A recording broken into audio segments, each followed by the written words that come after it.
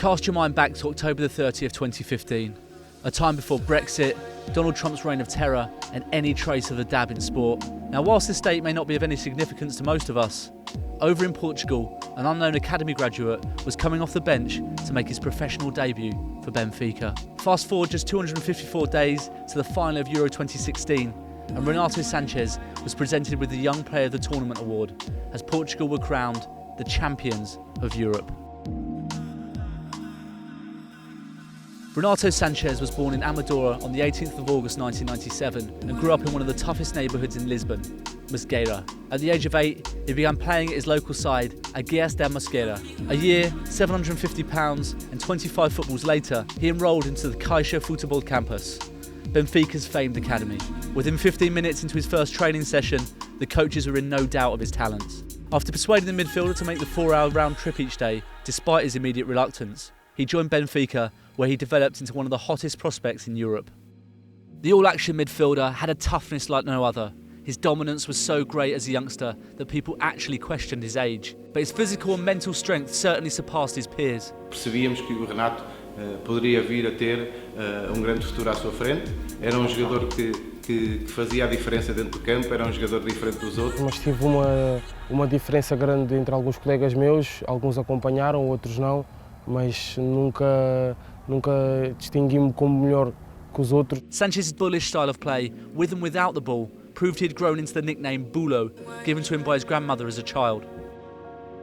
Fora do campo, é rapaz humilde, rapaz também muito divertido perante os seus colegas, é rapaz que está sempre de feliz com a vida. After only a year in the academy playing for Benfica B, Sanches got his break in the first team, coming off the bench in a 4-0 win against Tondela. A few weeks later, he was further rewarded with a new contract, which included a €45 million release clause. Aged 18 on the 4th of December, in his first home start against Académica, he scored his first goal for Benfica as he picked up the ball and let rip with a 35-yard thunderbolt, and he became Benfica's youngest player to score a home goal in the 21st century. E muitos deles estavam na bancada, com certeza, a vibrar com esse golo, e foi o concretizar do sonho, não só do Renato, mas também de muitos benfiquistas que estavam contentes por ver o Renato em campo. And the midfielder hasn't looked back since.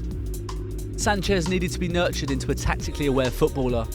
Whilst at Benfica, Sanches honed his aggression to become the ultimate box-to-box midfielder, who is now being likened to players like Clarence Seedorf, Edgar Davids, and his closest comparison in football right now, Paul Pogba.